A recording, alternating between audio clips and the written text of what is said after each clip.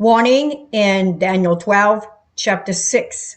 What is the 1290-day timeline of Daniel chapter 12, verse 11? And from the time that the daily shall be taken away, and the abomination that maketh desolate set up, there shall be 1290 days. The 1290-day timeline of Daniel chapter 12:11, when correctly understood, provides a fantastic insight in the closing events of this world history. The three timelines of Daniel stand independent of each other. When they are viewed as one unit, they are interlocking and give the student of prophecy an understanding of the complex actions of the very last scenes of the final conflict, final deliverance, and end of evil in this world. The 1290-day timeline is to be understood in exactly the same manner as the 1260, 1335-day timelines, as fulfillments of specific texts in Revelation.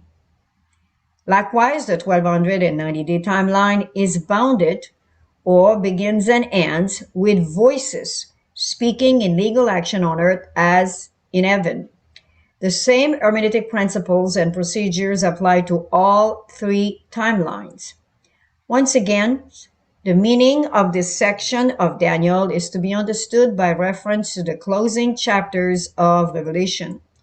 In turn, these chapters will take on new emphasis as the meaning of the 1290-day timeline takes its place. Once more, let it be said that none of the three timelines give a date for the day and hour of the coming of Jesus. Not until the voice of God under the seven plagues gives the day and hour will God's saints know this, but we may know when it is near, even at the door.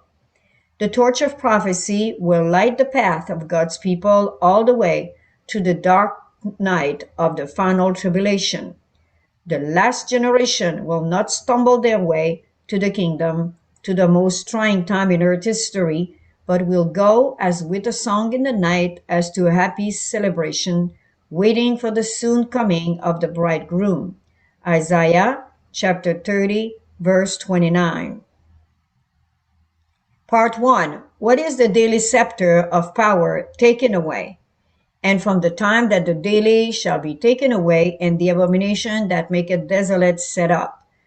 A comment in the Seventh-day Adventist Bible Commentary clarifies the meaning of this text as follows. The clause may be translated literally, and from the time of the taking away of the continual or continuum scepter of power and authority, even in order to set up the abomination.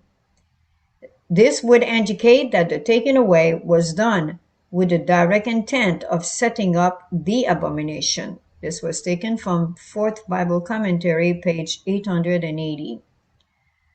From a political standpoint, Revelation 13 cannot be fulfilled so that the beast papacy can have the scepter of power over all kindreds and tongues and nations, until the kings or governments of the earth lay aside that scepter and place it in his hand.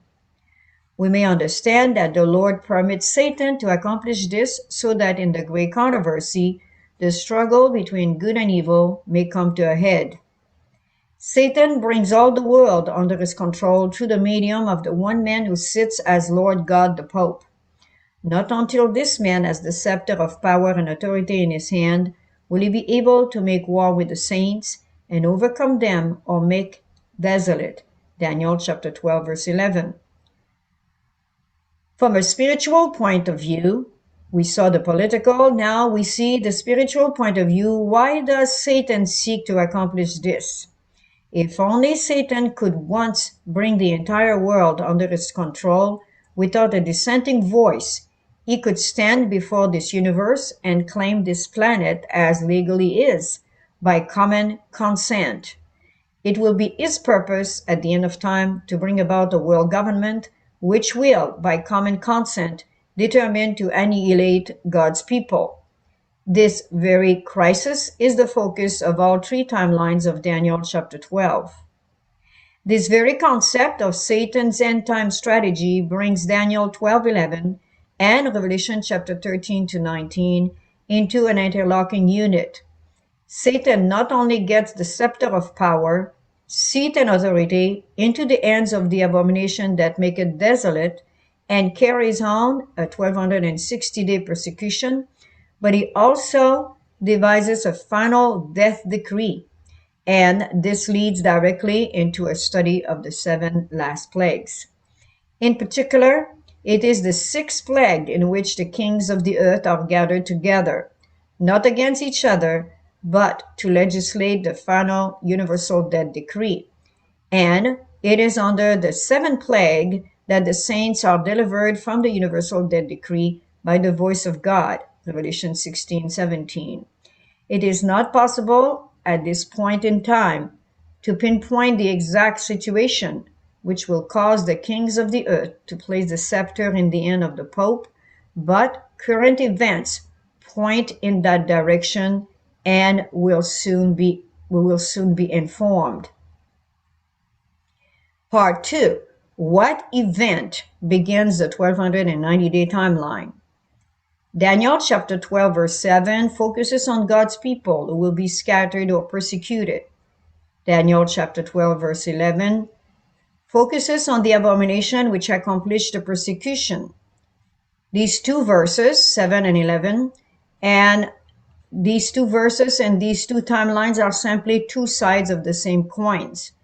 The same event which gives the abomination that make it desolate the scepter of power, seat and authority by which it can persecute is the very same event by which God's people's persecution begins. In papal supremacy number 1 over Europe, the Pope received power in 538 AD, and it was at that very same date that the woman fled into the wilderness for 1260 years, Revelation chapter 12 verse 6. Whereas Daniel chapter 7 verse 25 describes the little horn persecutor, Revelation chapter 12 verse 6 described the woman who was persecuted.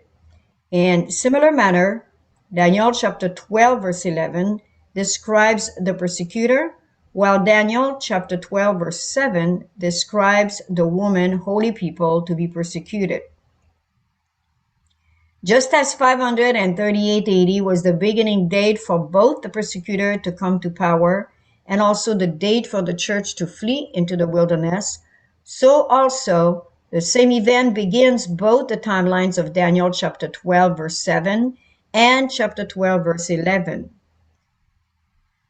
The event which begins the 1260-day timeline of Daniel 12 verse 7 will be a universal Sunday law.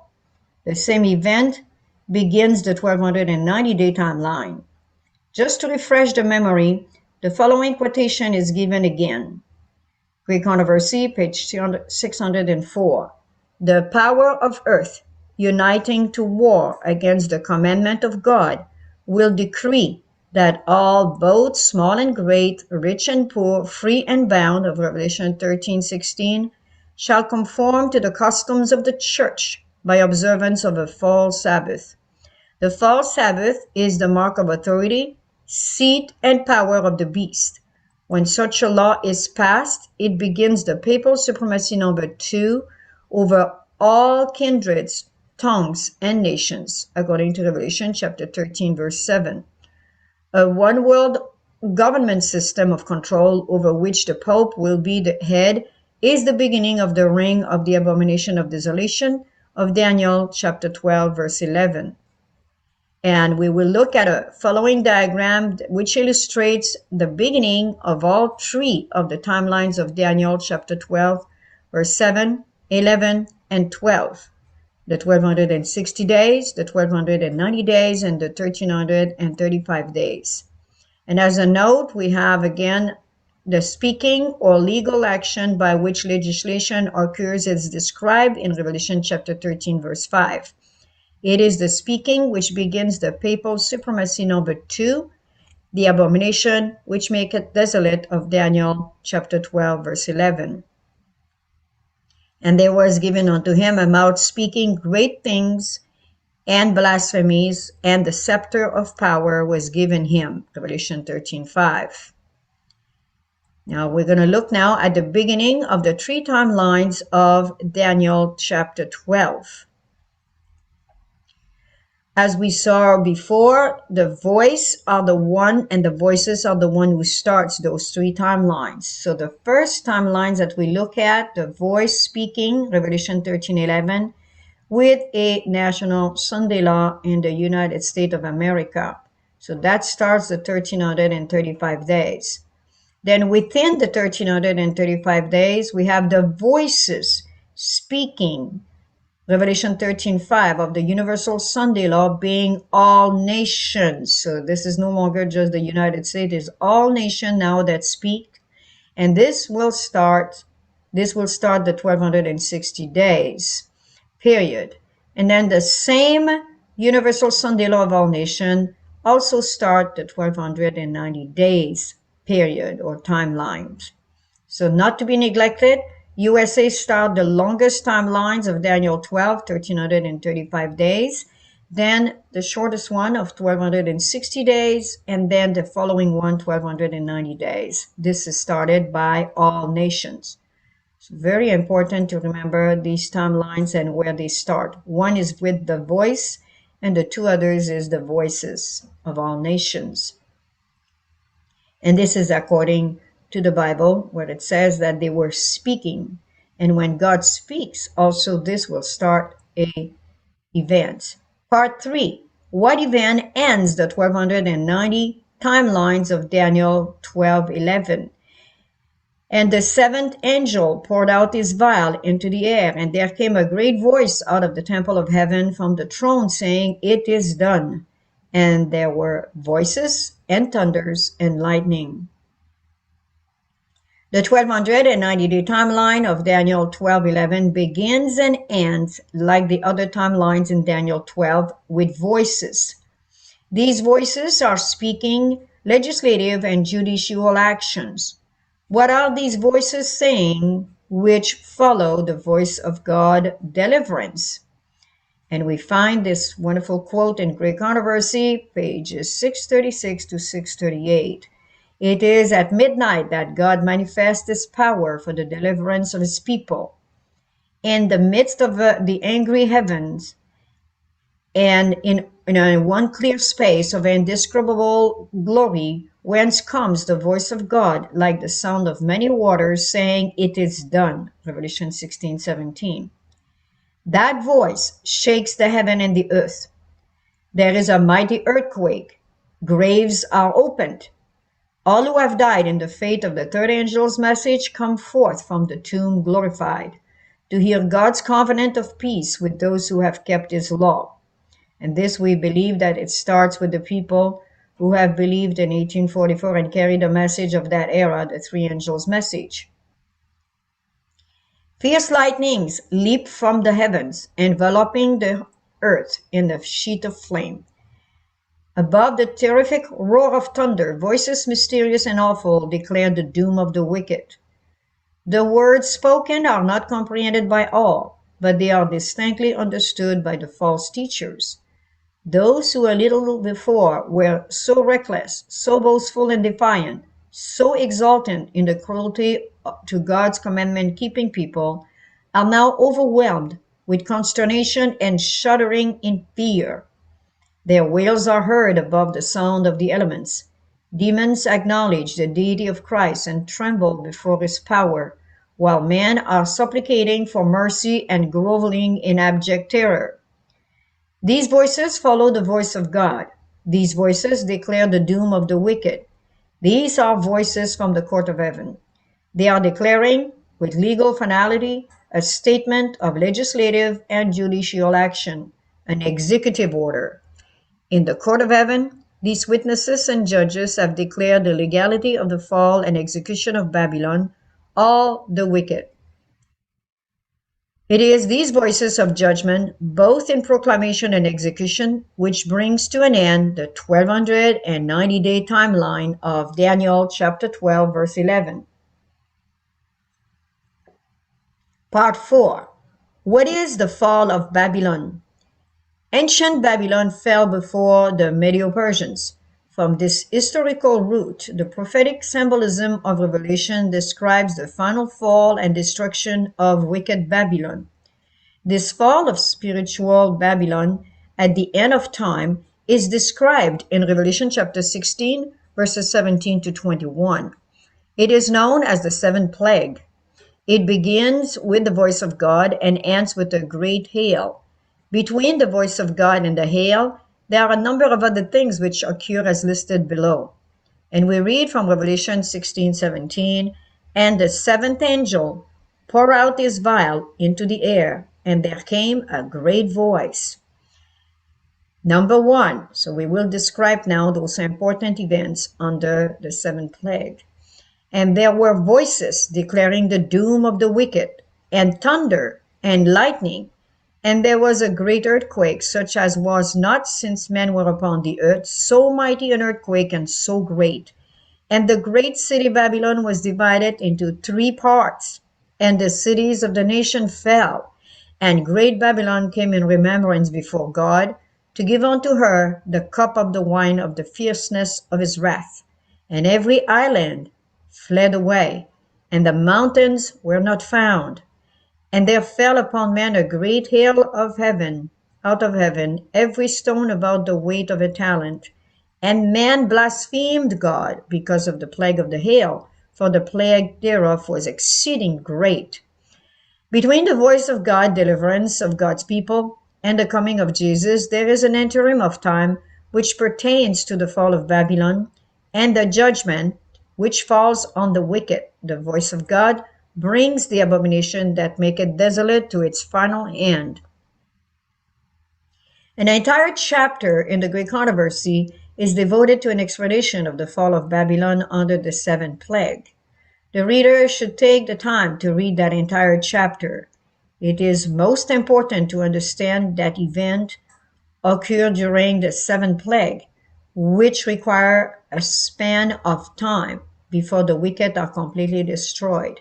Notice the event as they occur as described below. Great Controversy, pages 640, 641. The voice of God is heard from heaven, declaring the day and hour of Jesus' coming. Soon there appears in the east a small black cloud. This is the sign of the Son of Man. Jesus rides forth as a mighty conqueror. The word soon, as used above, has led some to conclude that it means immediately.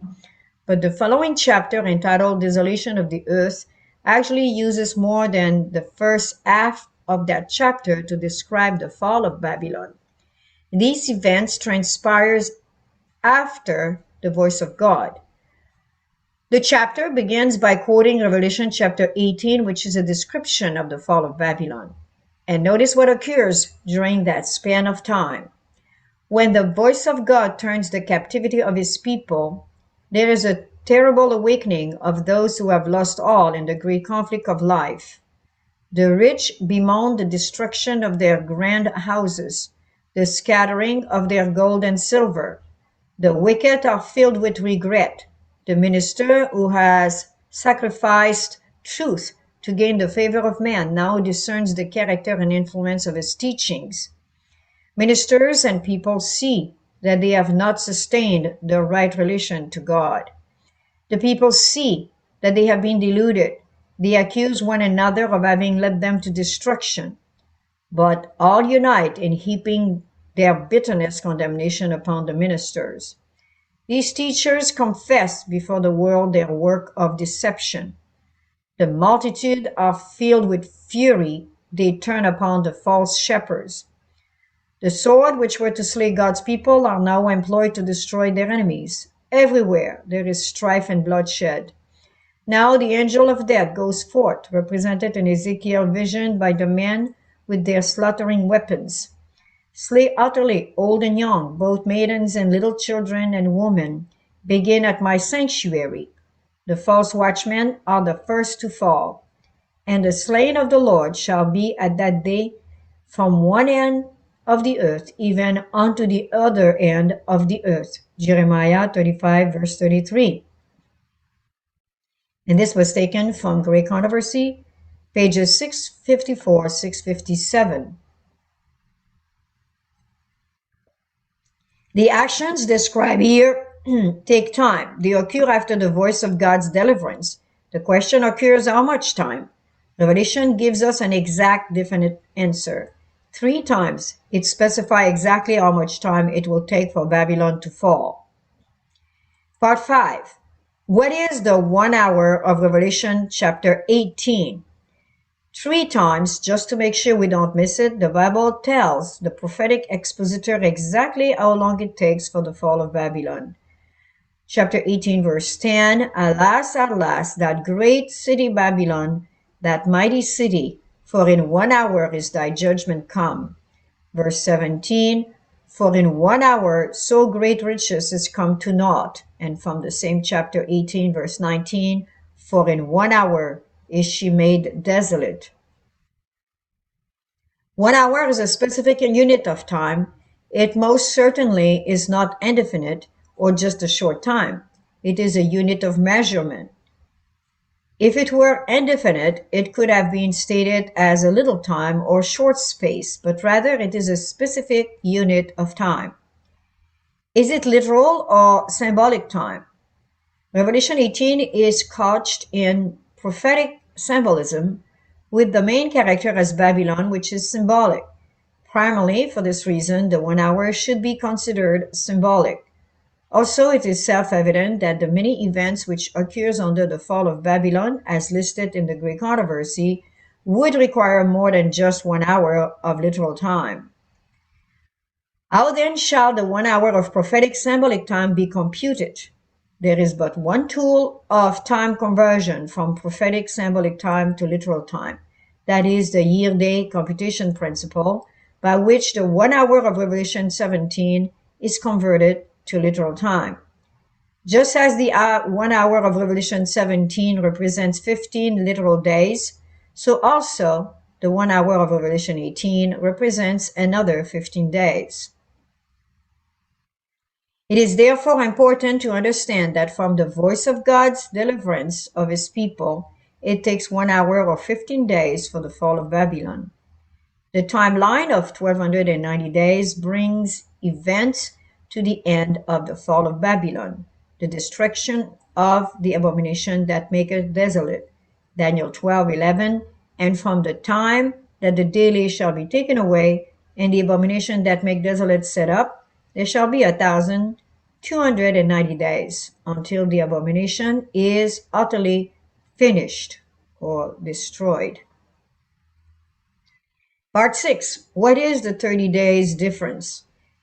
There is 30-day difference between the 1260-day timeline of Daniel 12 verse 7 and the 1290-day timelines of Daniel 12:11. So we have a 7:11 here to remember. That 30 days difference is illustrated in the timelines as given below. So again, if we look at this charts or data, we will understand further what is being explained here as having to do with a difference in time. So we will try to go is in this direction and then bring it down. So first we're going to start here with the chart. Maybe we can go all the way down and come back a little bit just to see.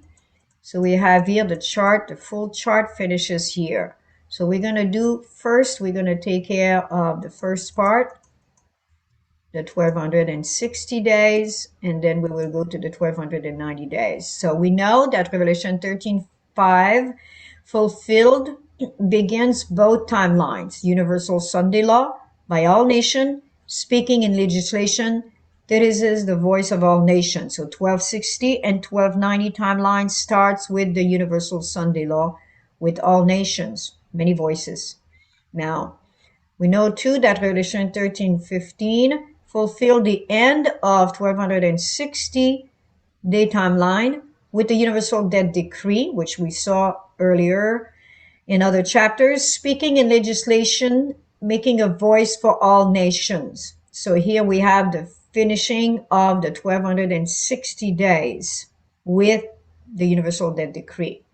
Now, as we proceed with the explanation of the 1290 days, this is when we have Revelation 16:17, which is fulfilled with the voice of God's deliverance right here. within the 1290 days, which is a 15 days or 1 hour timeline. And finally, Revelation 16:18 fulfills the voice of doom, the voices of doom, which we talked about a minute ago, and that will be another 15 days, being another hour. So as we scroll down now, the 1290 days then comes with 30 days additional to the 1260, which terminates with the universal death decree. And right at the voice of God, it determines the 15 days of the hour of Revelation 17:12 of the king's reigns that has been passed on with the papacy, with the Pope. And the last 15 days of the 1290-day periods is the 15 days, 1 hour of Revelation 18:17 to 21 with the destruction of Babylon. And that will include as well the papacy. The 30 days difference between the 1260-day timeline and the 1290-day timeline is made up of two 15-day periods from Revelation 17 and 18. The first 15 days is a reign of the beast and the kings of the earth, exulting in the success of their efforts to legislate a universal death decree. And as we mentioned, the last 15 days is the fall of Babylon. Part 7. What is about the space of half an hour, Revelation 18:1. And when he had opened the seventh seal, there was silence in heaven about the space of half an hour. The approximate space of half an hour occurs within the time setting of the seventh seal. Only after the seventh seal is opened does this space of half an hour occur. The Revelation 8:1 verse does not give sufficient information about the seventh seal to identify the time or events which are connected to the space of half an hour. Therefore, it is necessary to go back to the sixth seal to get a time orientation to this half an hour. What occurs under the sixth seal? Revelation chapter 6, verses 12 to 17. And I beheld when he had opened the sixth seal, and lo, there was a great earthquake, and the sun became black as sackcloth of hair, and the moon became as blood, and the stars of heaven fell unto the earth, even as a fig tree casteth her untimely figs, when she is shaken of a mighty wind. And the heaven departed as a scroll when it is rolled together. And every mountain and island were moved out of their places. And the kings of the earth, and the great men, and the rich men, and the chief captains, and the mighty men, and every bound man, and every free man, hid themselves in the dens and in the rocks of the mountains, and said to the mountains and rocks, Fall on us, and hide us from the face of him that sitteth on the throne, and from the wrath of the Lamb. For the great day of his wrath is come, and who shall be able to stand? In view of the fact that the heaven or atmosphere has not yet departed as a scroll, and that the other events mentioned in Revelation chapter 6, verses 14 to 17 have not yet occurred, we may conclude that these scenes are yet to be fulfilled in the future. The following comment places the heaven rollback in the time setting of the voice of God deliverance. And this is early writing, page 41. The powers of heaven, sun, moon, and stars will be shaken at the voice of God. Then the sun, moon, and stars will be moved out of their places. They will not pass away, but be shaken by the voice of God. The atmosphere parted and rolled back. Then we could look up through the open space in Orion, whence came the voice of God. Those verses in Revelation 6, verses 14 to 17 are inclusive of those events which occur from the voice of God until Jesus is seen coming in the clouds of heaven. These events which occur under the sixth seal are the great earthquake, the signs in the sun, moon, and stars, the heaven or the atmosphere rolling back, and the reaction of the wicked as they view the approaching cloud as it bears up Jesus in his second coming. The seventh seal adds a time element of about a space of half an hour. Prophetic expositors of the past recognize that the space of half an hour refers to those events connected with the sixth and seventh seals with reference to the voice of God and the second coming of Jesus as follows. And here we read silence in heaven about the space of half an hour. Concerning the cause of this silence, only conjecture can be offered, a conjecture, however, which is supported by the events of the sixth seal. That seal does not bring us to the second advent, although it embraces events that transpire in close connection therewith.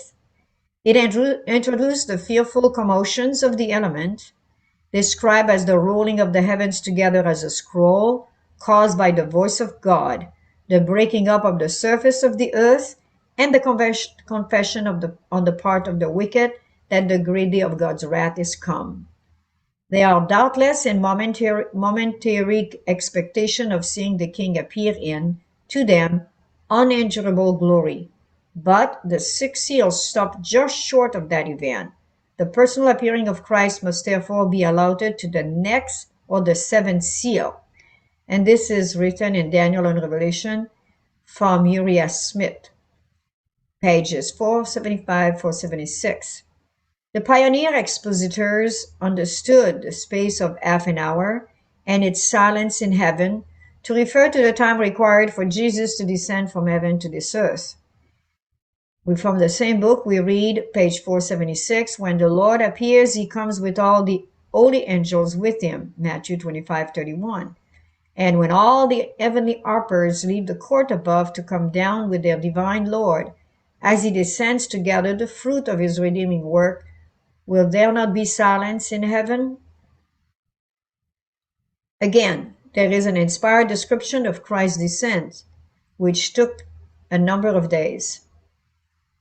And here we have again, the voice of God is heard from heaven, declaring the day and hour of Jesus' coming. And I saw a flaming cloud come where Jesus stood. When Jesus took his place on the cloud, which carried him to the east, where it first appeared to the saint on earth, a small black cloud, which was the sign of the Son of Man. While the cloud was passing from the holiest to the east, which took a number of days, the synagogue of Satan worshipped at the saint's feet.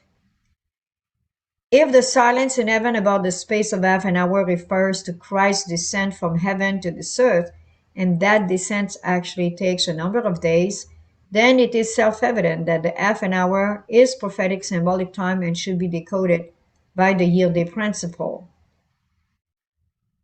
And here we have 124-hour prophetic days represent one literal year, or 360 days. 1/24 of a literal year is 15 days. Simply divide 360 by 24, which is prophetic 360. Therefore, one prophetic hour represents 15 literal days, and one half an hour represents 7.5 days. However, it should be noticed that the text says about the space of half an hour. There is something which is not quite exact in regard to the 7 days. It is 7 days, slightly more or less. Is it the half day which is inexact? There is one more reasonable observation which appears to confirm the 7 days of descent of Jesus in the cloud. It is the specific statement that it will require 7 days for the cloud chariot to ascend back to heaven, approximately the same time coming as going. Early writing, page 16, we all entered the cloud together and were 7 days ascending to the sea of glass. 7 days ascending, and on the next day, the 8th day, God's people received their crown, the symbol of victory. Early writing, page 16.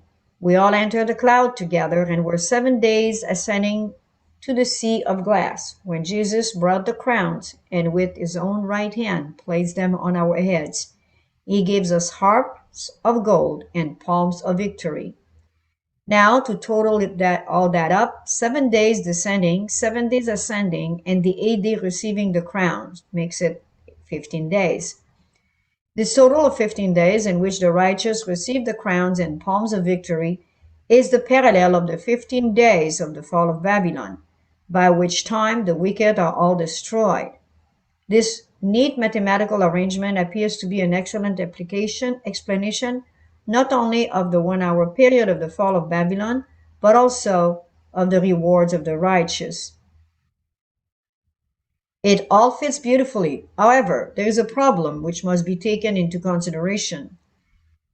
Not by any prophetic computation can be determined the day and hour of the coming of Jesus. That will not be verified until pronounced by the voice of God. There are studies which currently bring in complication to the need 15 days and 7-day period as follows. There are many today who are making a study of the ancient Hebrew economy and its implications to end-time prophetic fulfillments.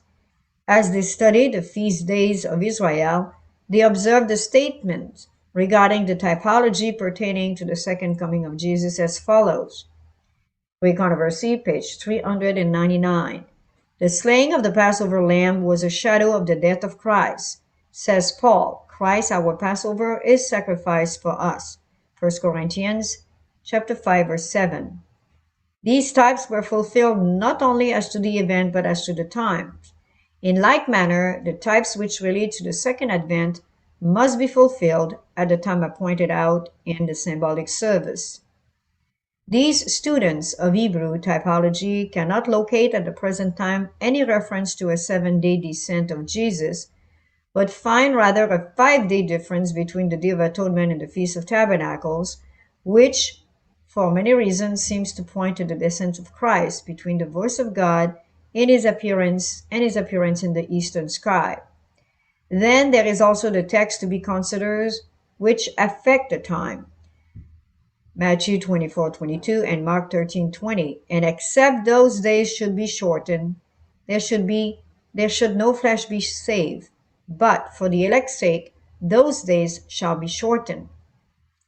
Will the approximate 7 days of Christ's descent be shortened to less? Is this why it is an indefinite statement of about the space of half an hour? It is wise to remember well that prophecy, which is yet to be fulfilled, is still tentative. We also have a direct admonition that we cannot make known the day and hour of Jesus' coming. Regarding the time of his coming, there is some glorious and curious secret which will not be made plain until verified by the voice of God's deliverance. It is not the purpose of this study to proclaim the day and hour of his coming, and these questions serve well to remind us continually of that fact. So, here is a note. In the statement in early writings, page 16, which says that the cloud was passing from the holiest to the east, some have assumed that from the holiest refers to Christ leaving the most holy place as the close of probation. This is confusion. On the typical Day of Atonement, the high priest went in and out of the most holy place several times to perform different kinds of work. Jesus leaves the most holy place at the close of probation, but also leaves from the holiest on his descent to earth. Part 8. What is the drama of the 6 and 7 plagues? The drama of the 6 and 7 plagues reaches the climax during the 30-day difference between the 1260 and the 1290-day timelines of Daniel chapter 12, verses 7 to 11. That 30-day period encompasses the greatest events of all history.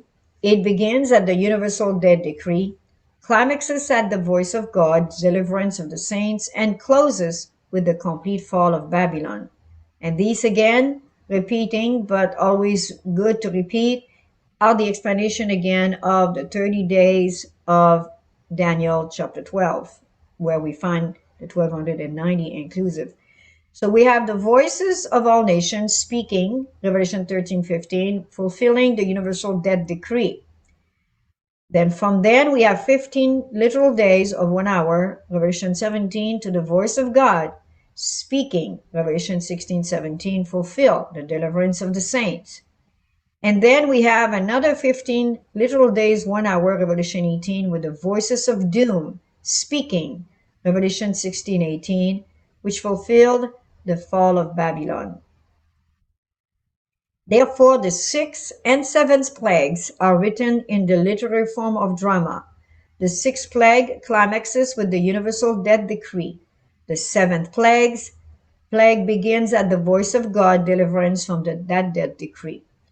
To the form of drama, in the last act, it is only shown it only shows the triumph of the hero and heroine, but also not only shows, but it also reveals the final judgment of the villain.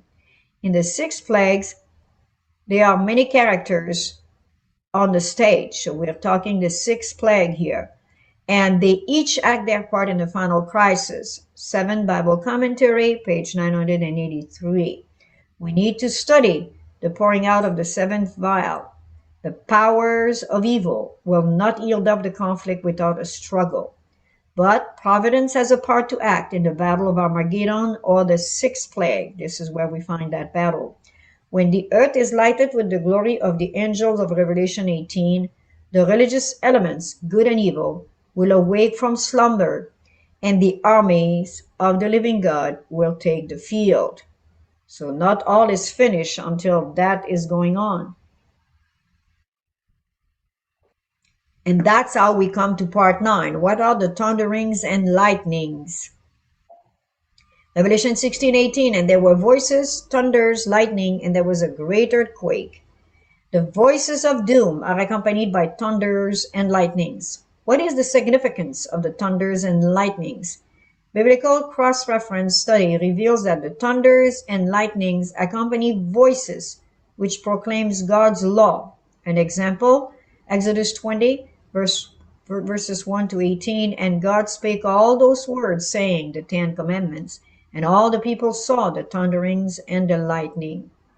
Further study confirms the concept that the voice, thunders, and lightning come from God's throne, the basis of which is the law of God. Revelation chapter 4, verse 5. And out of the throne proceeded lightning and thundering and voices. Revelation 11:19, and the temple of God was opened in heaven, and there was seen in his temple the ark, which contained the law of his testament. And there were lightnings and voices and thundering and an earthquake and great hail. The voices of doom which bring the 1290-day timeline of Daniel 12:11 to its end is the fall of Babylon under the seventh plague, which are accompanied by the official lightning and thunders which emanate from God's throne, from the ark of the 10 Commandments law. These voices from God's throne are vindicating God and his law. They speak from the court of heaven, pronouncing verdict and sentence upon the wicked who have trampled on the law of God. A description of this event follows. It is at midnight that God manifests his power for the deliverance of his people. In the midst of the angry heavens is one clear space of indescribable glory, whence comes the voice of God, like the sound of many waters, saying, it is done. Revelation 16:17. That voice shakes the heavens and the earth. There is a mighty earthquake. Babylon the Great has come in remembrance before God to give unto her the cup of the wine of the fierceness of his wrath. The clouds sweep back, and the starry heavens are seen, unspeakably glorious in contrast with the black and angry firmament on either side. The glory of the celestial city streams from the gates ajar. Then there appears against the sky a hand holding 2 tables of stones folded together. That holy law, God's righteousness, that amid thunder and flame was proclaimed from Sinai as the guide of life, is now revealed to men as the rule of judgment. The hand opens the tables, and there are seen the precepts of the Decalogue traced as with a pen of fire. The words are so plain that all can read them. Memory is aroused. The darkness of superstition and heresy are swept from every mind, and God's 10 words, brief, comprehensive, and authoritative, are presented to the view of the inhabitant of the earth. Great Controversy, pages 630, 640. We're continuing. It is impossible to describe the horror and despair of those who have trampled upon God's holy requirements. The Lord gave them his law. They might have compared their characters with it and learned their defects while there was yet opportunity for repentance and reform. But in order to secure the favor of the world, they set aside his precepts and taught others to transgress. They have endeavored to compel God's people to profane his Sabbath. Now they are condemned by that law, which they have despised. Fearful will be the doom of him to whom God shall say, Depart, thou wicked servant. The thunders and lightnings which comes from God's throne are seen and felt upon the earth. They accompany the voices of doom which condemn the wicked as sentence for their violation of God's law. Great Controversy, page 638. Fierce lightnings leap from the heaven, enveloping the earth in a sheet of flame. Above, the terrific roar of thunder, voices mysterious and awful declare the doom of the wicked. The words spoken are not comprehended by all, but they are distinctly understood by the false teachers. Those who a little before were so reckless, so boastful, defiant, exultant, and in their cruelty to God's commandment-keeping people are now overwhelmed with consternation and shuddering in fear. These voices of doom speaking from God's throne represent his government, which is founded upon his law. The speaking of a nation or government is its legislative and judicial action. These voices speak, pronouncing judgment upon the wicked, and initiate the judicial action of the fall of Babylon, which occurs in 1 hour of prophetic time or 15 literal days. Whether the voices speak only at the beginning of the 1 hour or throughout the entire time is not clear. The judicial action which they pronounce brings Babylon to its end by the close of the 15 days of judgment. Please note that this still does not give the day nor hour of the coming of Jesus.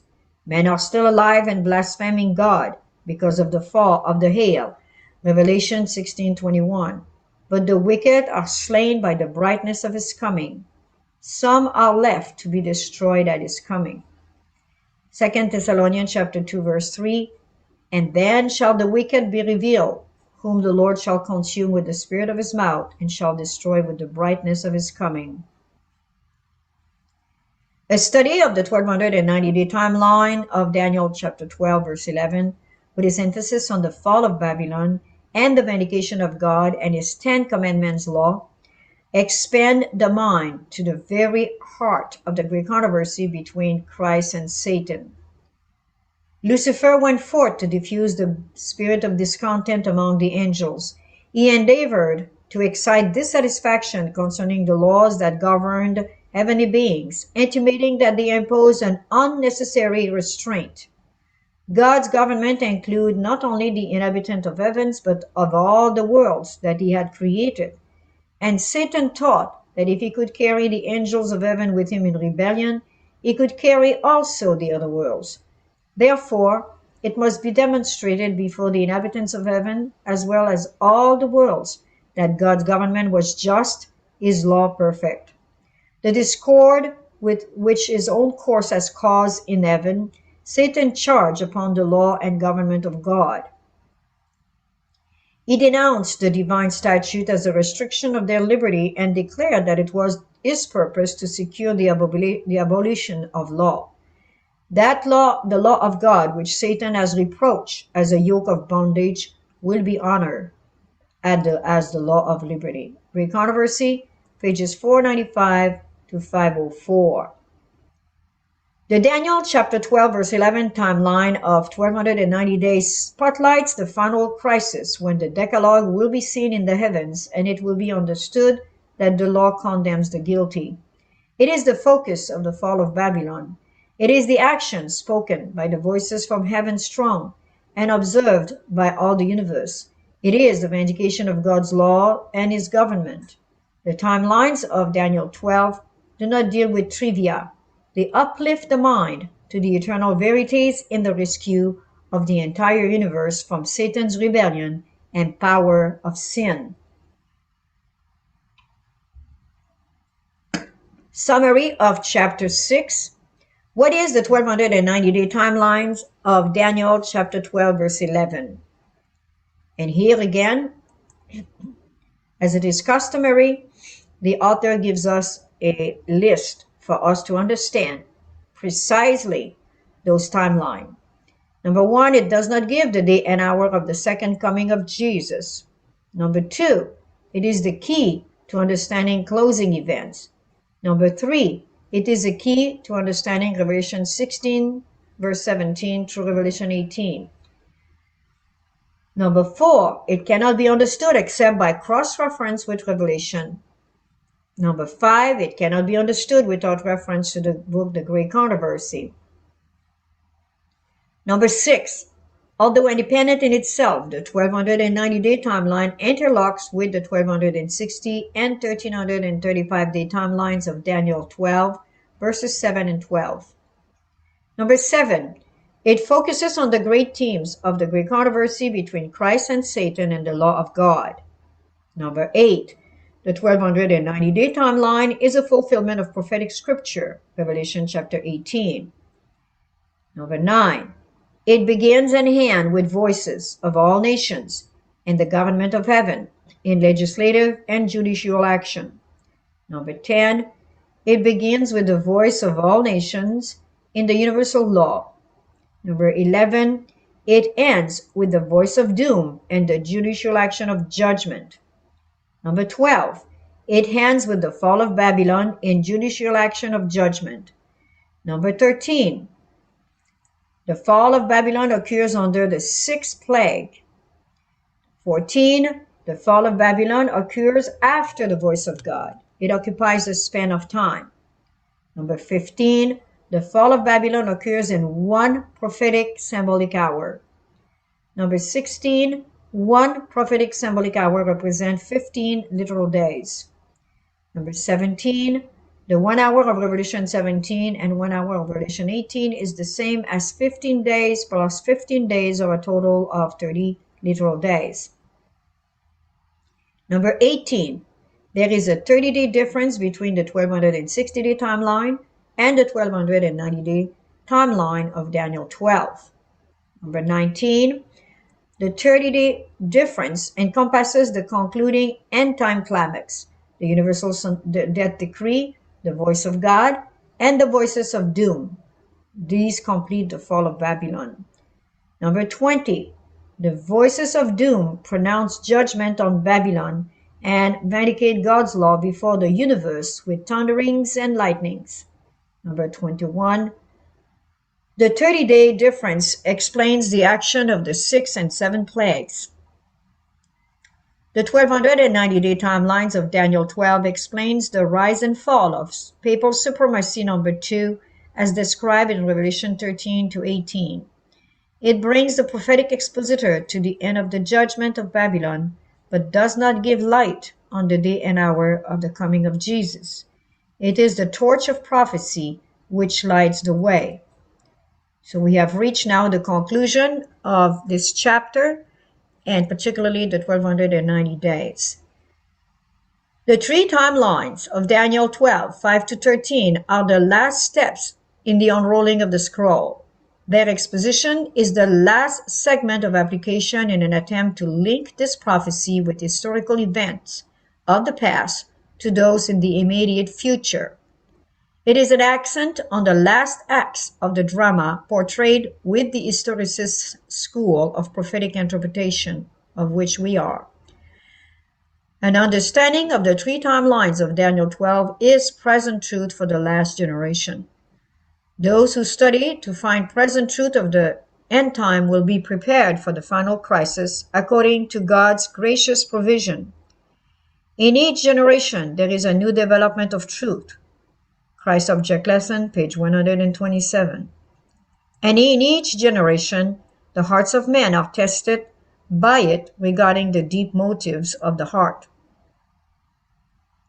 The 3 timelines of Daniel provide only a bare outline of the major events of the future. They contain nothing regarding typology concerning feast days nor the Jubilee. It is possible that some of these things can be connected or inserted into this framework, but that is not the purpose of this study. The Bible student should be aware of the fact that this outline and its specific information can be jeopardized if decorated with many subjective assumptions. It is true that the astute Bible student will be aware of the fact that along these timelines there are many points of interest: the falling of the latter rain of the Holy Spirit, the giving of the loud cry, the third angel's message, in the power of the fourth angel of Revelation 18, the midnight cry message, behold, the bridegroom cometh, go ye to meet him, and the entire amplification of the three angels' message regarding the closing of the investigative judgment, the fall of Babylon, the warning against the seven last plagues. There will be the sealing of the people of God, the 144,000, and the placement of the mark of the beast, and all that is connected with the moral and final fall of Babylon. There will be a point of the close of probation for the church and for the world. But none of these things are signified in the three timelines by context. The timelines provide only that basic framework by which the last generation may see the broad outlines and sequences of the conflict which lie just before us. Not one expositor possesses all truth. Each adds some facet to the unrolling of the scroll. Your critique of this book will be valued by the author. If there is a 60-day interim between a national Sunday law in the United States of America and a universal Sunday law and the establishment of a world war papal supremacy, God's people may look with favor upon the rest of the study of the three timelines with faith and confidence. If not, then it will be time to consider other views and explanations which appear to be more valid. The reader needs a chart in which all three timelines are merged into one picture. And that chart is provided just following in this page here.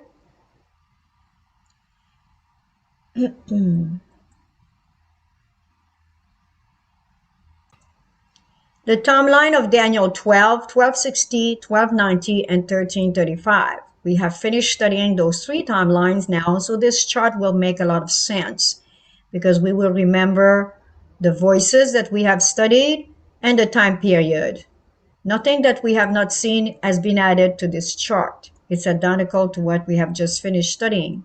Revelation 13:11 is the voice that starts the whole procedure with the voice of the United States of America with a national Sunday law which starts the procedure of the first timeline, 1335-day wait, which terminates with the voice of God of Revelation 16:17. The second timeline of 1260 days starts with a voice all over the world. All nations would proclaim a universal Sunday law, Revelation 13:5, which finishes with a voice of all the world for a universal death decree, Revelation 13:15. And this is the scattering of the holy people, Daniel 12:7. Now the 1290, which we just saw, we'll probably just want to go over it, but we have seen it. The abomination that make desolate of Daniel 12:11, and it starts with the ring of the kings, which has to do with, as we saw earlier, with the voice of God, and we can show it again just to make sure we know what we're talking about here. So here we have the voice of God, and so with the universal death decree, it finishes with the voice of God for the ring of the kings, giving it to the papacy to reign for 1 hour or 15 days, Revelation 17:12.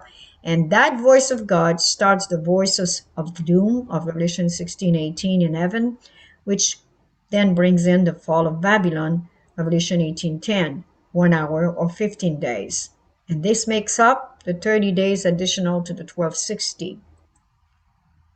And this is the explanation we wanted for you to have. And again, this is very, very important to know all these details. And this is the interlocking nature of the three timeline of Daniel 12 in conclusion. The three timelines of Daniel, when applied to future events, using the principle of hermeneutic precision, become an interlocking unit which throw light on end-time crisis. The simplicity rests in the precedent speaking voices or legislative and judicial action, as we saw, which begin and end the timelines. These voices rest in the plain statements of Scripture and are explained in spirit of prophecy references. Thus, each unit of time is bounded at both ends by public legislation, obvious for all the world to see. The complexity is revealed in the fact that when the three timelines are combined, they become an interlocking unit whereby each timeline is fastened into the whole in an immovable, secure position. The complexity of the interlocking devices is evidence of divine origin. Each beginning and ending voice is a key, which opens up the meaning not only of each timeline, but places each event into a correct sequence. Each key is necessary to the structure as a whole. These keys are found most often in the book of Daniel and Revelation. These keys, which open the door of comprehension, may be listed as follows. Key number 1, the year-day computation principle. This key unlocks the two end-time symbolic 1 hour, 15 literal day periods of Revelation 17 and 18, so that they can be linked to the literal time in the three timelines of Daniel 12, 7 to 13. Key number 2, the speaking voices. This is the master key, which begins and ends each timeline with legislative or judicial action of government bodies. Key number 3, the voice of God.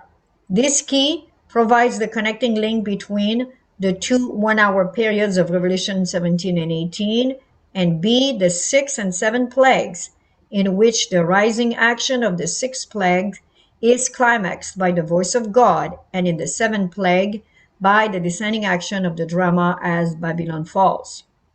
The voice of God brings the climax of the end-time drama into sharp focus. Key number 4, the 1 hour, 15 literal day periods. This key unlocks or explains two specific intervals of time. A, the interim between legislation of a universal death decree and its effective date. B, the interim between the voice of God deliverance and the completion of the fall of Babylon under the 7th plague, all of which transpires in relation to the second coming of Jesus. And C, the interim between legislation of a universal death decree and its effective date, which is recognized as the time of Jacob's trouble. Key number 5, the 30 days. This 30 days, the difference between 1260 and 1290 days, is provided right within the three timeline of Daniel chapter 12, verses 7 to 11. This locks right into the two 15-day periods of Revelation 17 and 18, and the timelines are thereby locked into one immovable position. Key number 6, the principles of the historicist school of prophetic interpretation.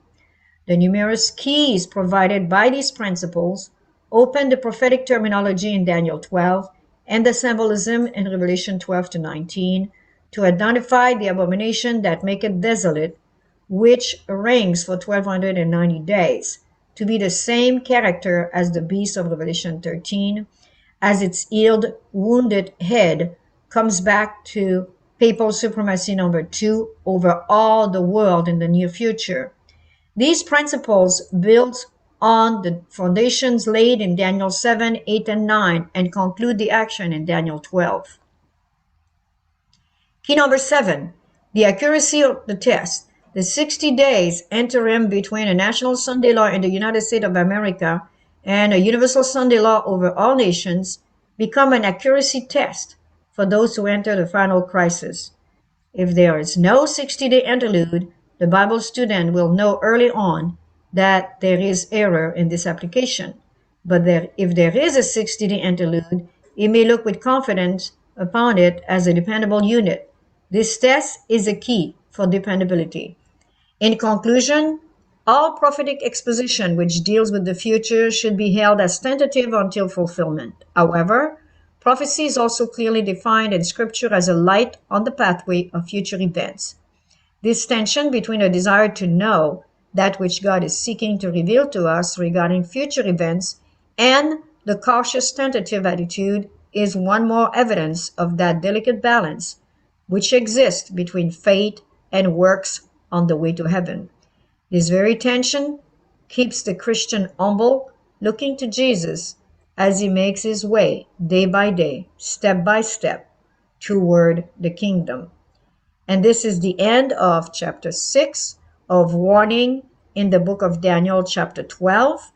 Now we are entering into the appendix, which we will pursue in the next study. because there are many, many important study even in the appendix that we want to cover. May the Lord bless you and cause his face to shine upon you and give you peace.